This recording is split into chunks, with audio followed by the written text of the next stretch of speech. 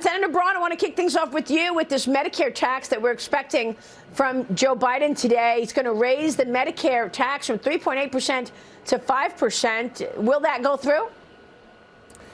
You know, it'll be interesting to see if it does go through, because that's targeted specifically at an entitlement.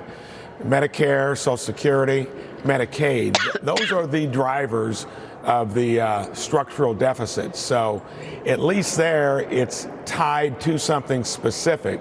It's all in the context now that we run these nearly $1.5 trillion deficits, which get shrugged off here in general. So it'll be interesting, because that whole discussion of reviewing them to save them, not sunset them or get rid of them, this is kind of the first meaty proposal that addresses something where I think, along with whatever you do there, you need to reform a broken industry by making it more transparent, more competitive, getting rid of the barriers to entry.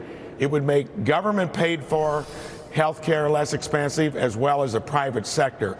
This is probably a Band-Aid approach to something that needs a more substantive fix. I've been one of the few fix the health care industry to compete like all the rest of us do in other arenas.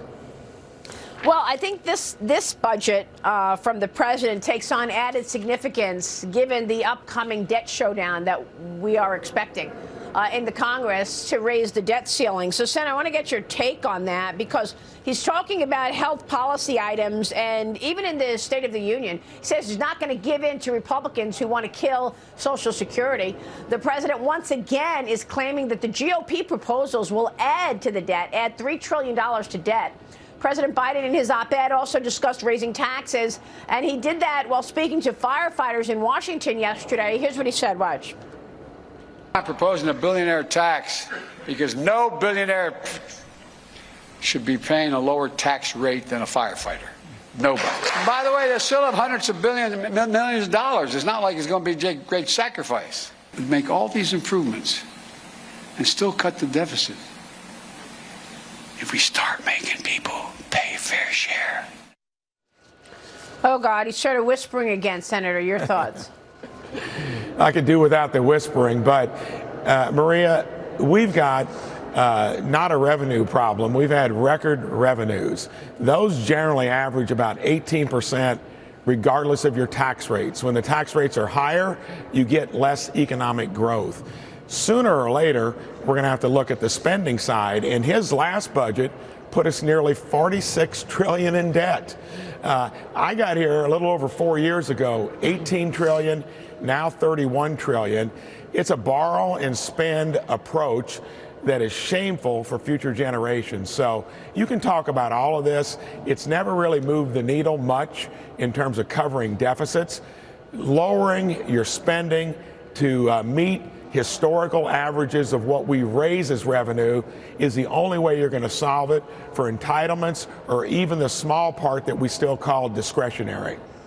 Well, I mean, what about clawing back some of that unspent COVID money? That's another item that some people are talking about. It's estimated at some $157 billion. Can that provide a way forward for the debt ceiling discussion, clawing back that unspent COVID money? It would, but we're 1.5 trillion in terms of our annual deficits. Even though 157 billion is a lot of money, that barely puts a dent in it. And then this is happening year after year. A lot of tough decisions need to make here. No one has the political will, and sooner or later the numbers will win. It'll be a heavy burden on our economy in general. Real quick, Senator, the president is also saying he's going to veto the bill which blocks the ESG investment rule. You introduced the Senate's version of this resolution. You gained support from Democrats Joe Manchin, John Tester. Now the president's going to kill the bill with bipartisan support. It won't be the first time he'll do it, because if you can't do it through legislation, they are political enterprisers, and they'll use rules and executive orders, and our only tool is the Congressional Review Act. Remember, we did it to squash that forcing a vaccination on all employees down to 100 employee businesses. The Supreme Court weighed in shortly after that when we gave him the cue. After he vetoes it, hopefully this will go into the court system and they'll put a stay on this nonsense, and he'll keep trying it all the way until 2024 arrives. They are political enterprisers. They'll do whatever it takes to get their ideas built into the system. Beware. Yeah, all politics all the time, I guess. Senator, thanks very much. We'll be watching your work